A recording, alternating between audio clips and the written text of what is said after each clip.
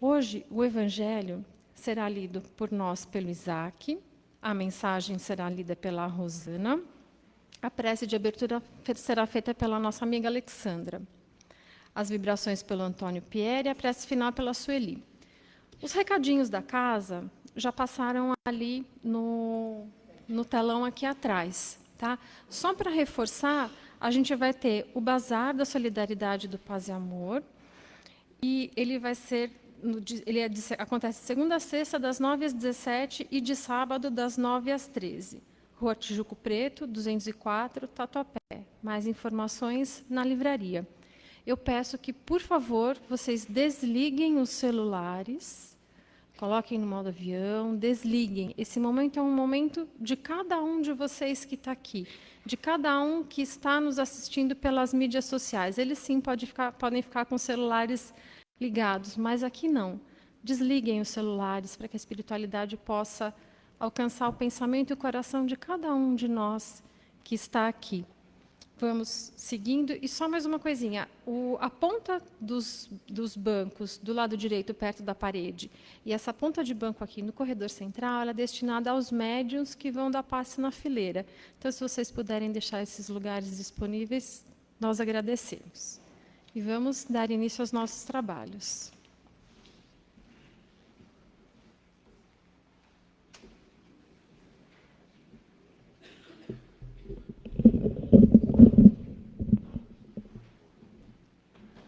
Boa noite a todos. Introdução do livro do Evangelho segundo o Espiritismo. Autoridade da doutrina espírita, controle universal do ensino dos espíritos. Se a doutrina espírita fosse uma concepção puramente humana, não teria como garantia senão as luzes daquele que a tivesse concebido. Ora, ninguém neste mundo poderia ter a pretensão de possuir, sozinho, a verdade absoluta. Se os espíritos que a revelaram se houvessem manifestado a apenas um homem, nada lhe garantiria a origem, pois seria necessário crer, sob palavra, no que disse haver recebido os seus ensinos. Admitindo-se absoluta sinceridade da sua parte, poderia, no máximo, convencer as pessoas do seu meio e poderia fazer sectários, mas não chegaria nunca a reunir a todos. Deus quis que a nova revelação chegasse aos homens por meio mais rápido e mais autêntico. Eis porque encarregou os espíritos de a levarem de um polo ao outro, manifestando-se por toda parte, sem dar a ninguém o privilégio exclusivo de ouvir a sua palavra.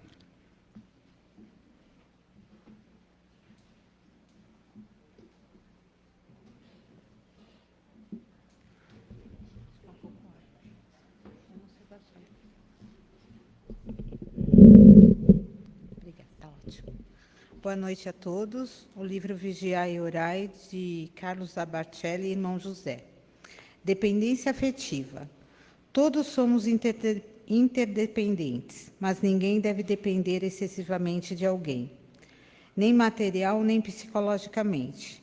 Que a tua vida não se arrase por uma frustração sofrida. Os que não te correspondem afetivamente não te amam quanto os amas. Ninguém deve colocar-se completamente à mercê dos sentimentos alheios. A paixão é doença. Não sofras por quem te faça sofrer. Supera a prova e procura enxergar outros corações que pulsam ao lado do teu. Existem karmas criados nessa própria vida, ou seja, nada tem a ver com o passado. Almas gêmeas na Terra constituem raridade. Almas afins na aprovação contam-se aos milhares. Muito obrigada.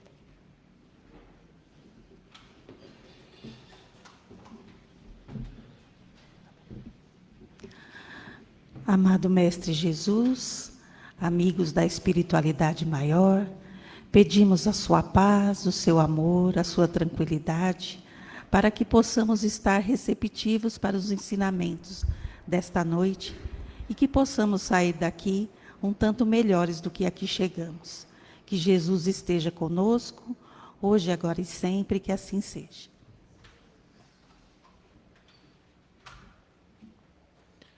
Boa noite a todos.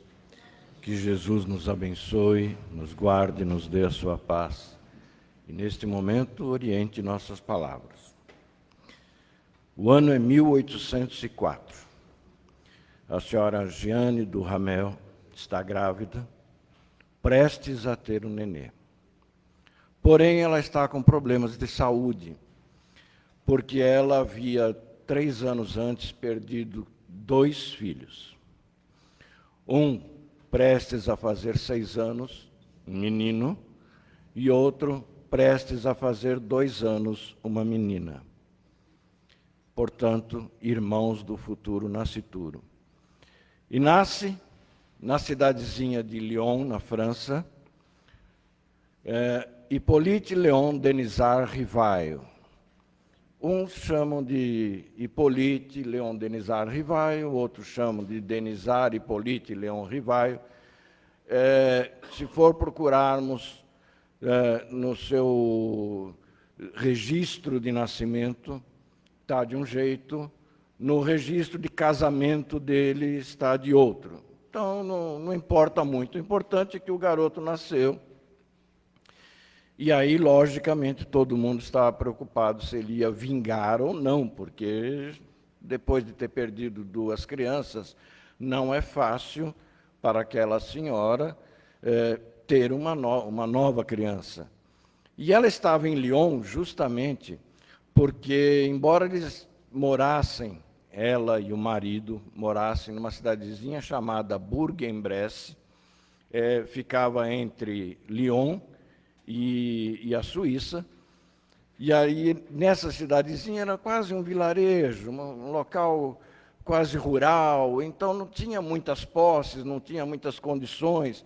Como ela já havia perdido 2 crianças, ela ficou meio receosa, porque ela estava com uma certa idade já, para a época, e ela não queria correr o risco. E ela ouviu falar, e o marido também, ouviu falar que em Lyon tinha acabado de abrir umas termas que fazia com que a parturiente se sentisse melhor, mais acolhida. Ela ficava ali deitada numa espécie de uma banheira com água e sais minerais, para que ela pudesse levar a termo a sua gravidez. E assim foi para Lyon. Assim que nasceu o Rivail, o pequeno Rivail, voltaram para Bourg-en-Bresse. Ele não morou em Lyon, só nasceu em Lyon. Como é que sabe disso? Muitos anos depois, na Revista Espírita, ele fala que ele nunca morou em Lyon. Mas os seus biógrafos costumavam falar de que ele teve as primeiras informações de escola em Lyon. Hoje em dia sabemos que não é real. Ele estudou realmente só na cidadezinha de Bourg-en-Bresse até os 6 anos. A partir daí, aquela cidadezinha não tinha mais condições de trazer um grande estudo para ele. E aí ele ia para outro lugar. Um detalhe, quando ele tinha por volta de 3 para 4 anos, o seu pai, que era de uma família de magistrados, que era de militares, e ele era um advogado do exército da época. E ele era muito chamado para ir nas comunas e assim sucessivamente. E quando o pequeno Rivail completou de 3 para 4 anos, ele foi chamado para ir para uma guerra e nunca mais voltou. Nunca mais apareceu. E a família da dona do Ramel, ela ficou morando com a mãe dela, né? Nessa cidadezinha de Bourg-en-Bresse. Mas e ela tinha, a família dela tinha uma certa posse, eles tinham um certo dinheiro. E o que fazer com o pequeno Rivail? Aquela cidadezinha não ia dar condições de estudo para ele. E aí ouviram falar que em Verdun-les-Bains, na Suíça, tinha lá um pequeno instituto que tinha começado há pouco tempo, tinha começado em 1805, um ano depois do Rivaio ter nascido, com nada mais, nada menos do que Pestalozzi estava dando aulas ali. Fazia um curso lá interno, a pessoa ficava lá interno naquela escola e aprendia bastante coisa. E resolveram levar o pequeno Rivaio para lá. E ele foi estudar com Pestalozzi. Quem é da área de educação sabe que Pestalozzi revolucionou o estudo no mundo. Não na Suíça, não na França, no mundo. Porque até então, as instruções que a gente tinha, não sou muito dessa época. Sou. Naquela época, a gente sabe que o estudo, né, as escolas faziam as perguntas para os alunos e ai de quem não soubesse a resposta exatamente como o professor queria. Tinha uma tal de palmatória. Eu peguei só uma ou duas. Acontece de vez em quando. Mas, graças a Deus, esse tempo não existe mais. Pestalozzi conseguiu revolucionar isso aí. E Pestalozzi fazia exatamente o inverso. Ele permitia que os alunos pudessem perguntar, mesmo que erradamente, mesmo que eles davam respostas erradas, era assim que eles iam aprender. E o pequeno Rivaio, com apenas 6 anos que entrou lá, ele logo foi tomando conta do ambiente, porque ele estudava, ele era um garoto que estudava muito, prestava bastante atenção, era realmente um rapaz, um garoto à frente do seu tempo, a ponto de, com 11 anos de idade, às vezes Pestalozzi precisava sair dali da cidade para ir mostrar para outros lugares como era que fazia essa parte de educação, tentar ensinar outros professores a fazer a mesma coisa, e ele deixava exatamente o rapaz Rivaio, com 11 anos, entre 11 e 14 anos, para tomar conta do Instituto Pestalozzi. Ele já ensinava para os próprios alunos, os amigos dele, quando não tinham dificuldades de alguma matéria, principalmente matemática, a parte de ciência, que ele gostava bastante, e ele ensinava os seus colegas a tirar as suas dúvidas. Quando ele completou 18 anos, ele se forma em letras, e aí ele resolve voltar para a França, porque, segundo Pestalozzi, ele não tinha mais o que aprender ali com ele. Ele já podia alçar voo. E, realmente, Rivaio volta para a França, vai se colocar em Paris, porque ele tinha uma intenção de fazer um instituto aos moldes de Pestalozzi. E assim ele fez. Ele voltou para a França e montou um instituto nas bases do que Pestalozzi fez. Porém, o Instituto de Pestalozzi, depois de 1 ano de que Rivaio saiu de lá, fechou as portas. Não teve mais condições, mesmo porque Pestalozzi já estava com uma certa idade. E 2 anos depois, em 1827, ele desencarna o Pestalozzi. Mas Rivaio continuou em Paris, montou um instituto, dava aulas de ciências, dava aulas de matemática, dava aula de anatomia comparada, o que fez com que alguns biógrafos achassem que o Rivaio tinha se tornado médico, que também não é real, porque, como ele estudava anatomia comparada, achavam que ele sabia cuidar da medicina, e nunca cuidou de medicina. O negócio do Rivaio era dar aula, era ensinar. Ele era um mestre por excelência. E quando ele montou esse instituto, ele começou a escrever seus livros. O primeiro livro foi sobre aritmética, livro esse que foi parar na Sorbonne. E durante décadas, a Sorbonne usava os livros de Rivaio para fazer os seus ensinamentos. Depois de um tempo, pararam. Mas, para termos uma ideia, a qualidade do que ele sabia, do que ele podia ensinar. Mas ele, como publicava alguns livros em seu nome, Rivaio, ele pertencia a algumas associações de que fazia demonstrações de livro. Assim como hoje em dia nós temos as bienais do livro que temos aqui no Brasil, naquela época também já tinha. E quando ele foi mostrar os seus livros, expor os seus livros, né, nessas pretensas bienais, ele encontrou uma moça que ele ficou apaixonado por ela quando ele a viu. E era uma moça bem diferente do que ele normalmente conhecia. Porque naquela época as moças quase não podiam estudar. Mulheres eram para ficar mais para prendas domésticas. Aqui no Brasil não foi muito diferente naquela época, né? No século passado, mulheres quase não podiam estudar, muito menos trabalhar. Tinha que ficar só tomando conta de marido. Que eu acho isso um absurdo, embora esteja na Bíblia, mas vamos lá.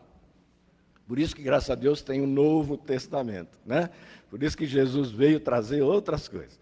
Mas, voltando para Rivaio. E aí, quando ele encontrou essa moça, Amélie Gabrielle Boudet, essa pequena jovem, ela era inteligentíssima, a família dela fez com que ela estudasse, ela quis estudar, ela estudou, se formou em pedagogia, se formou em prendas de desenhos, fez 3 livros, conseguiu publicar 3 livros. Por isso ela estava na Bienal do Livro expondo seus livros, principalmente um que foi best-seller para a época, aquela coisa que chamava-se Contos Primaveris. E aí, quando ele viu, ele se encantou com a Amélie, conversaram, trocaram WhatsApp, e-mail, né? E aí acabaram se casando. E diziam nos seus biógrafos que ela, embora tivesse 9 anos mais velha do que o Rivaio, ela, tão jovem, tão jovial, tão alegre, tão inteligente que parecia que era exatamente o inverso, que ele é que parecia que tinha 9 anos mais, porque ele era parecia austero, que estava sempre sisudo. Mas é mentira, ele gostava de uma piada, né? Hoje descobriu-se que ele gostava de bater um papo, de festinha, ele não era sisudo, não. Mas dá a impressão, quem olha as fotografias de Kardec, de Rivaio, dá a impressão que ele era assim, sisudo. E ficou lá cuidando, junto com o Rivaio, da escola. Só que essa escola começou a crescer e precisava de um sócio. E um tio dela, entrou de sócio. Mas ele tinha um pequeno problema. Ele gostava de jogo. Ele jogava cartas, fazia apostas e perdia. E perdeu muito dinheiro. Tanto dinheiro que ele começou a dever para agiotas. E agiotas, naquele tempo, nós sabemos que tem muita gente, hoje alguns são assim, outros não, ou você paga, ou você paga. Tem que pagar o que está devendo. Então, ele falou para o Rivaio que precisaria do dinheiro, se o Rivaio não queria comprar a parte dele do Instituto, para ele poder pagar a sua dívida. E Rivaio falou, não tem esse dinheiro agora. Então, eles entraram no acordo, venderam o Instituto, a parte que era do tio foi para o tio pagar o agiota, e a parte dele ele deu para um outro amigo, para um conhecido, para que fosse aplicado o dinheiro em algum lugar, para poder render enquanto ele continuava trabalhando, porque ele trabalhava não só escrevendo livros, mas dando aula, fazendo contabilidade de firmas. Ele nunca parou de trabalhar. Mas esse amigo investiu mal o dinheiro e perdeu tudo que ele tinha. Mas eles não esmoreceram, continuaram batalhando, continuaram trabalhando. E aí ele ouviu falar, depois de um tempo, que, assim, ele ouviu falar que tinha uma tal de magnetismo. Naquela época era novidade. Porque tem magnetismo animal, e ele foi estudar o que era esse tal de magnetismo. Ele achou interessante, porque tudo que era coisa de novidade, de aprendizado, ele queria saber, ele se interessava. A ponto de que, para termos uma ideia, ele falava 4 línguas fluentemente, estava estudando mais 3, fora as coisas que ele estudava daquilo que ele escrevia nos seus livros. Mas, um dia, um amigo dele, que estudava sobre magnetismo também, ouviu falar de uma tal de mesas girantes. O que eram essas mesas girantes? Eram umas mesas que dançavam, corriam, pulavam, ficavam flutuando no ar, e que ele achava interessante. E falou para o Rivaio, você tem que ver essas mesas, eu acho que é magnetismo que tem isso, porque não é possível, uma coisa fica se agitando, ninguém encosta na mesa, algumas pessoas só encostam, põem a mão em cima, assim a mesa sai agitando. Fiquem despreocupados, esta não vai sair correndo, tá? Mesmo porque eu estou segurando. E aí ele falou assim, não, mas eu não vou ver isso é coisa só de brincadeira. Todo mundo sabe que o magnetismo pode fazer com que esses materiais, essas mesas podem se agitar, mexer, mas nada que vai me chamar a atenção. E isso era o ano de 1854. No ano seguinte, 1855, ele ouviu um outro amigo falar exatamente das mesas girantes.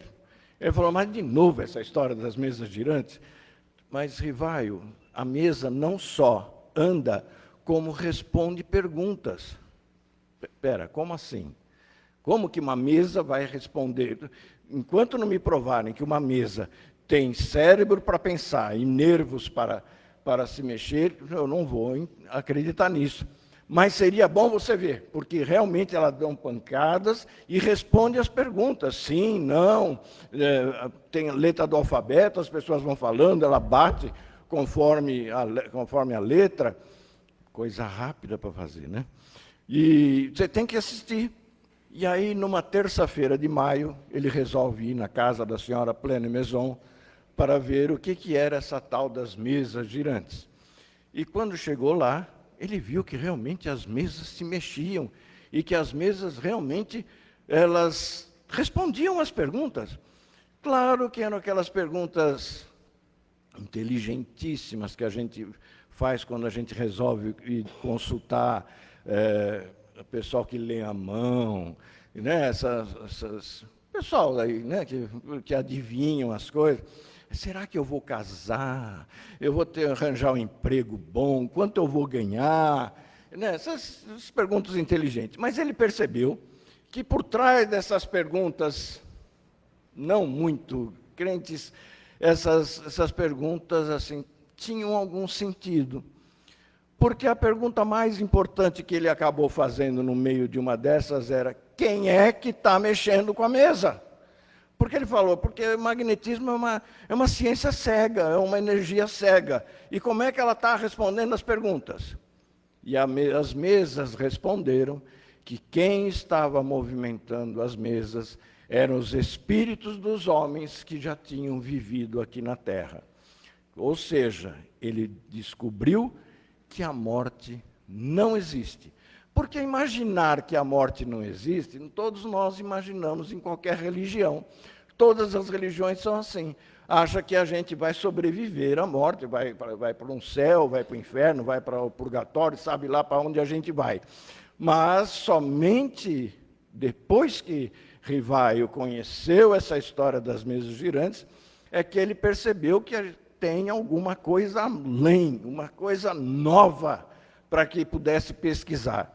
E ele pediu permissão aos espíritos se ele podia fazer perguntas. E começou a fazer perguntas toda semana, fazendo isso, aquilo, aquele outro. E com isso, ele foi anotando, cada vez que tinha uma resposta nova, uma resposta velha. Dizem alguns biógrafos que apareceram uns 50 cadernos com um monte de perguntas e respostas. Hoje estão dizendo por aí que é mito, nunca apareceu esses cadernos. mas que, de qualquer maneira, tinham perguntas e alguns papéis que foram aparecendo aos poucos, e aí ele resolveu juntar tudo isso, todas essas informações. As perguntas que tinham sido feitas e que tinham sido repetidas, com respostas repetidas, ele punha de lado. Porém, uma coisa ele fez, que era, como ele era um homem de ciência, ele resolveu prestar atenção em que a pergunta que ele fazia uma pergunta para vários médiuns diferentes, em locais diferentes, em horários diferentes, em situações diferentes, para espíritos diferentes, e esperava vir a resposta. Quando as respostas eram iguais, ele tinha como verdade de uma resposta vinda do mundo espiritual. Quando as respostas eram díspares, ele percebia que, no fundo, era apenas uma opinião daquele espírito. Assim como nós, se nós perguntarmos aqui, por exemplo, alguma coisa, cada um vai dar a sua resposta de acordo com o que entende. Se as respostas são iguais, é porque aquilo realmente é real, porque todo mundo entendeu aquilo como igual.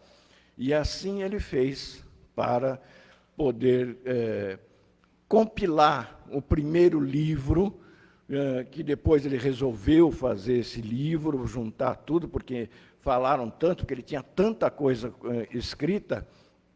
E aí ele, em 18 de abril de 1857, veja, em apenas 2 anos, desde que ele viu em 55, em apenas 2 anos ele conseguiu publicar o primeiro livro, chamado Livro dos Espíritos, mas que ele não queria colocar o nome de Rivaio, porque, assim, se nós chegarmos numa livraria qualquer e falar assim, olha, saiu um livro novo aí, um livro de fulano de tal, vamos dizer assim, do Jorge Amado.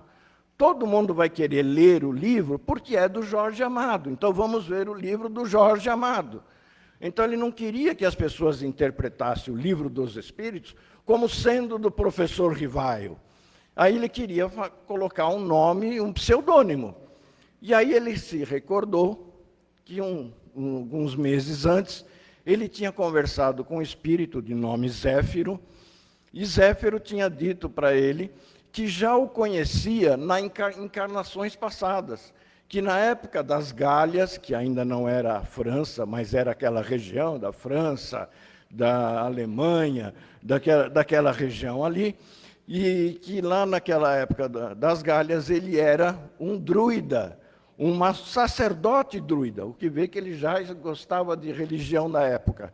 Era um sacerdote druida de nome Allan Kardec.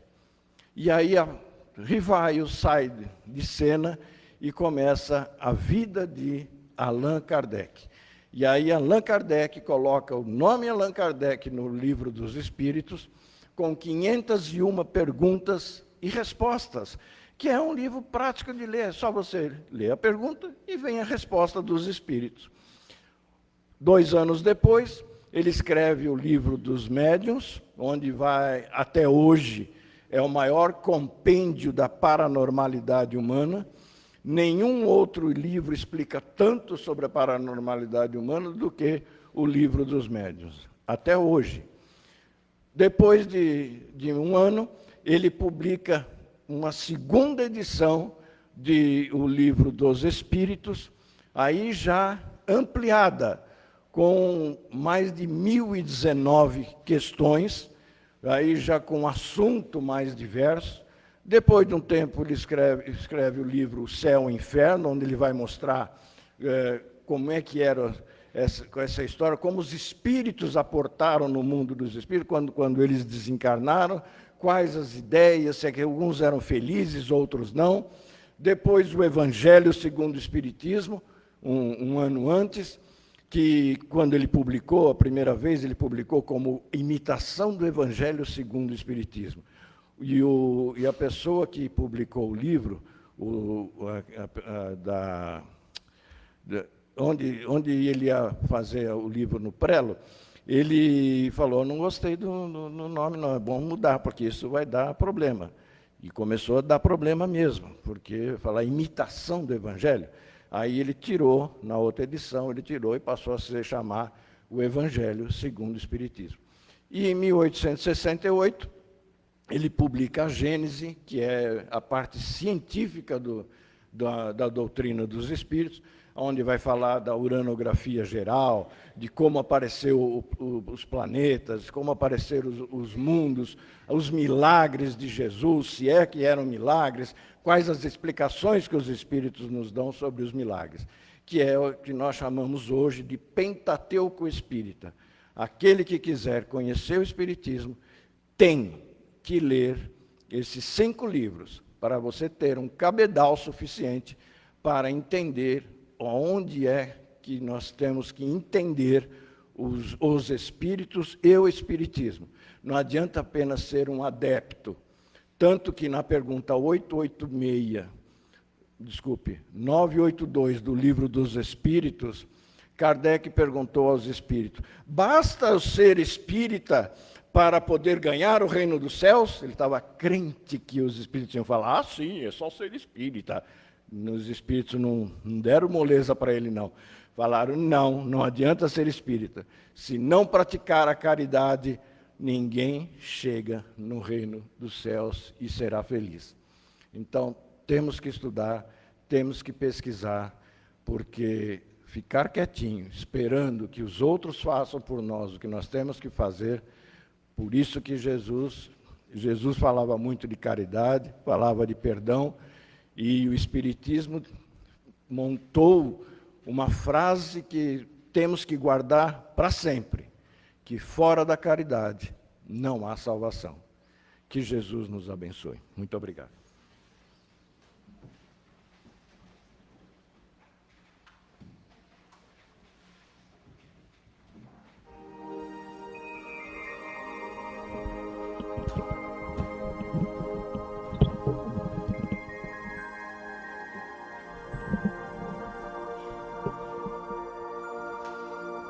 E assim, depois dessa aula, desses ensinamentos que tivemos da história desse codificador da doutrina espírita, ligado ele como foi com toda essa pleiade de espíritos superiores que trouxeram que esses ensinamentos para nós, aqui, já preparados enquanto humanidade para entender e compreender o porquê da nossa vida, entender e compreender os ensinamentos do Cristo.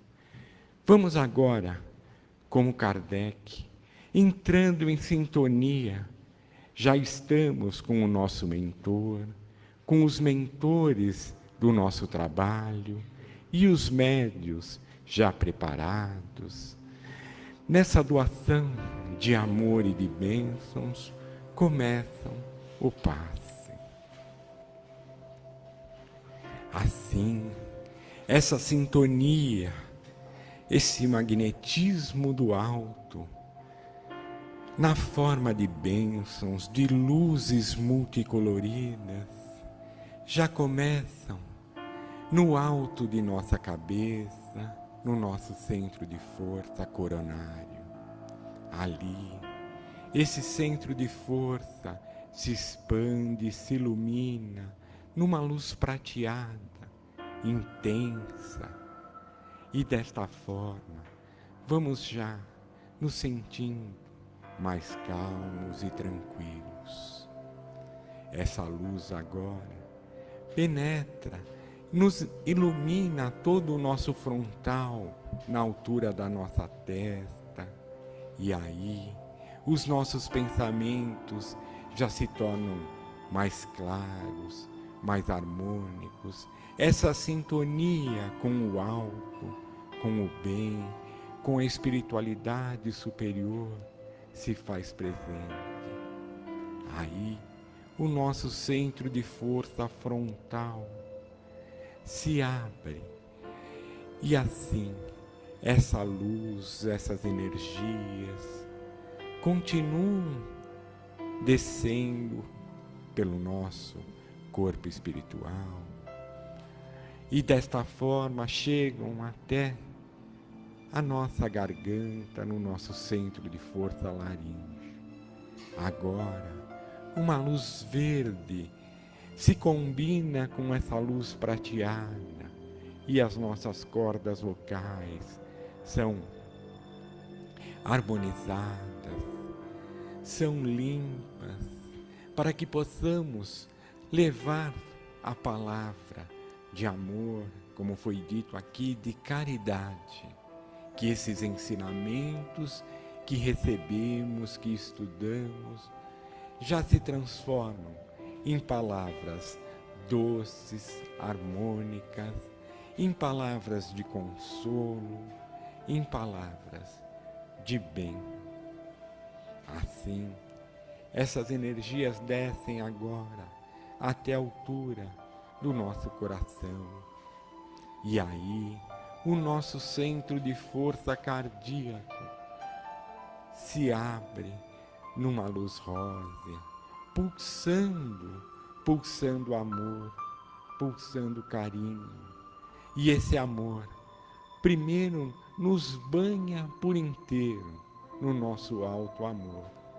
E também se expande com todas as nossas relações que temos aqui enquanto encarnados. Que possamos ser fontes de bênçãos, fontes de entendimento, fontes de carinho e caridade.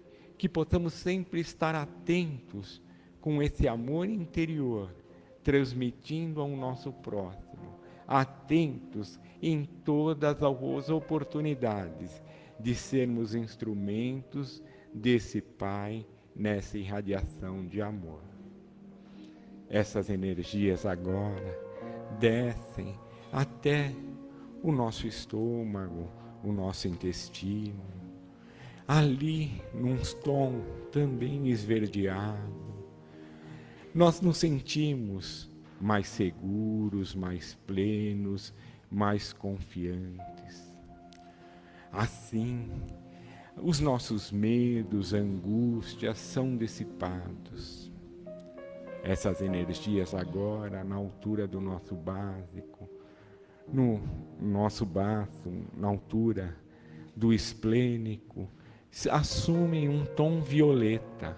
E como a nossa corrente, com a nossa corrente sanguínea, essa luz violeta nos traz imunidade, nos traz bem-estar, nos traz essa segurança e essa confiança e esperança para a nossa jornada enquanto encarnados.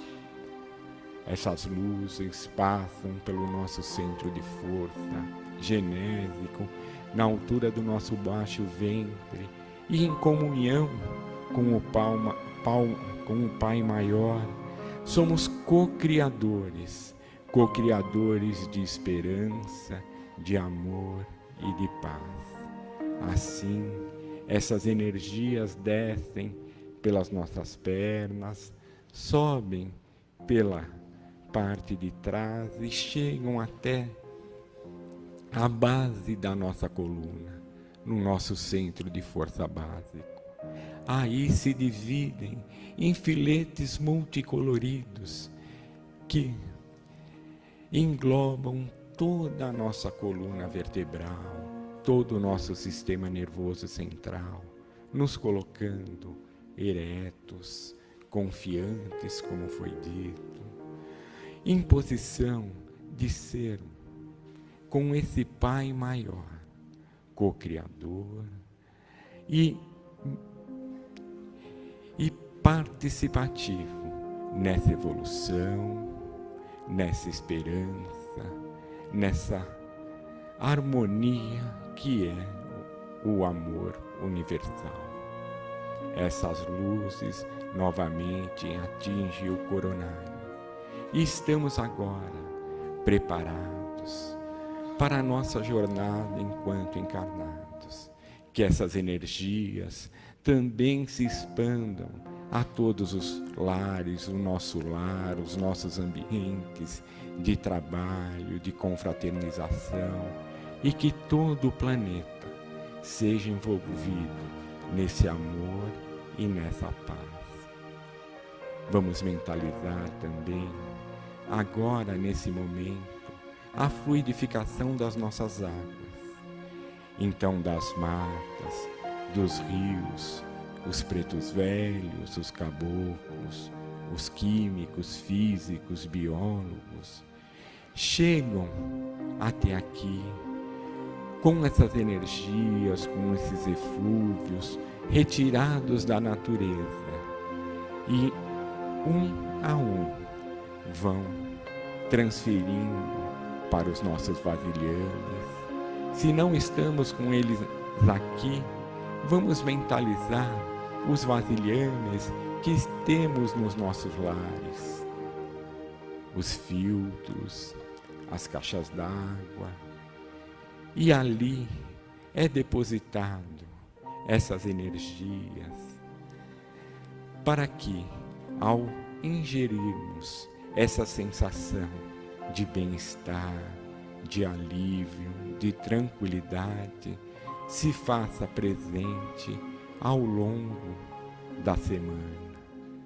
Que as nossas angústias, as nossas dores físicas também possam ser amenizadas ao ingerir essa água bendita. Assim, agradecidos, só podemos então, agora, com essa comunhão espiritual, acompanhar a nossa prece de encerramento.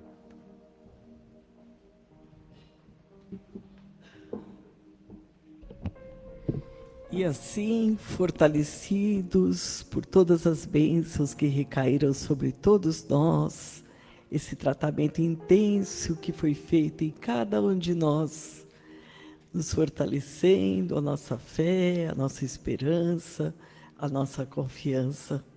Só temos a agradecer, Senhor Jesus, por nos receber aqui desta casa de paz e amor, com tanta paz, com tantas bênçãos, tantas luzes. Rogamos que o nosso retorno à nossa casa seja tranquilo, seguro, e que a gente tenha uma semana de prosperidade, de amor e de muita luz. Que assim seja. Graças a Deus.